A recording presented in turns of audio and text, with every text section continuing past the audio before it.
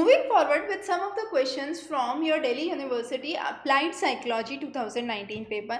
Now, as we know, Applied Psychology paper has a lot of questions related to research methodology, related to biological psychology, and the concepts related to the applicative aspects in various dimensions. So, besides the general psychology, there is also an option for going for applied psychology in Delhi University. Here are some of those questions, so we would specifically focus on those.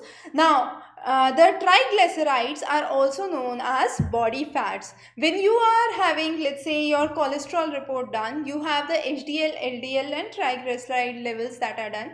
So triglycerides are basically derivatives of glycerol and three other fatty acids that are there, and these constitute the major proportion of human fat in the body, along with the vegetable fat that is there.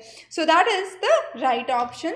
The next is a rank order test of a difference between two independent groups is known as Mann-Whitney-U test. Now these are the tests that we have already covered in a separate lecture on tests on normality. So just go back and check out those tests. You would have a greater in-depth understanding. As I said, statistics and statistical applications are very important. Now this is a test. Mann-Whitney-U test is a test which is distribution free. It is based on ranked values, so ranked order is a right option here, and it is used to compare two independent groups, and therefore you have the Mann-Whitney-U test as the right option. The next is, unlike personality inventories, projective tests such as the Roche's test ask people to interpret ambiguous stimuli. So let's say there is some drawing on the paper that is given and you are asked what it looks like. So someone would say it looks like an elephant, others would say it looks like might be a lion, a crocodile, or it looks like a terror show, it looks like a very happy environment. So those are the ways through which a psychologist try to understand the feelings and what's going in the mind of a person while he is doing the projective test. So interpretation of ambiguous stimuli is the basic idea behind the Roche's test. The next is, there is a statement, there will be a significant difference in the attitude towards health of the person from low and high socioeconomic status. Now it says that there would be a significant difference. So definitely it's an alternative hypothesis. Okay, it's not a null hypothesis. So 1 and 2 becomes incorrect. If I say there would be no significant difference, then it would be a null hypothesis. But since I say there is a significant difference, it would be a alternative hypothesis. And alternative hypothesis, when I say, is unidirectional, that it means that only one of the parameters affects another, so it's just going into one direction, and bidirectional means it's vice versa. So if it's an attitude towards health of a person from low and high economic status, okay, so it's the attitude towards the health of a person, or the health of the person affecting the attitude. Okay, so that is how we understand whether it's unidirectional or bidirectional. So in this case it would be an alternative unidirectional.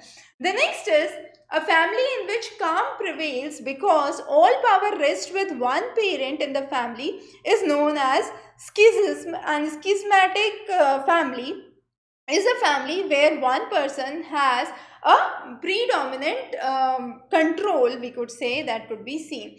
The next is, which area of hypothalamus is responsible for satiety? Now, there are two important sections under hypothalamus. One is lateral and the other is the ventromedial. Now, what is the difference? Ventromedial is considered as the satiety center and lateral is considered as the hunger center. So, if ventromedial hypothalamus is actually destroyed or has lesions, a person would tend to overeat and become obese because he does not know when to stop. He does not have a feeling of fullness or satiety that I do not require more food now, I am full. Okay, so that is where we have the ventromedial hypothalamus, which has the satiety center. So ventromedial hypothalamus gets the comes to be the right answer here. The next is, the smallest unit of sound used to form words is known as phonemes. Now these are the smallest unit to form the word, and this is the very fundamentals of language and communication that we have done, and then we would see the other higher levels of morphemes and so on. The next is mental retardation has been replaced by intellectual development disorder in the DSM-5. Now, this is one of the major developments that have taken place, and DSM-5 is the right option here. The next is when the heart muscle contracts, each contraction produces a systolic pressure. So, systolic is the contraction, diastolic is the relaxation. So, that is where we call it as the systolic pressure. And the last question to discuss today is the concept that organizations are becoming more and more heterogeneous in terms of gender, race, ethnicity, and inclusion of other diverse groups occurs where this is when the organizations, okay, so we are focusing on organizations, so it would be workforce diversity. So the workforce that is involved in any office or any other place where you have a kind of organizational setup that is there, in those cases if we have a mix of or a variety of people around, we call it as a workforce diversity. So those were some of the major questions that we have discussed for your Delhi University Applied Psychology. The complete previous year's papers solved are available in the link below, so you can just go back and refer the kind of questions that come in, and understand this is a master's level entrance examination, so whatever you have done in your bachelor's suffice. The only idea is you have to focus more on the concept of statistics and the concepts of behavioral psychology. So those two are the major aspects that you would have to cover. Have a wonderful day ahead.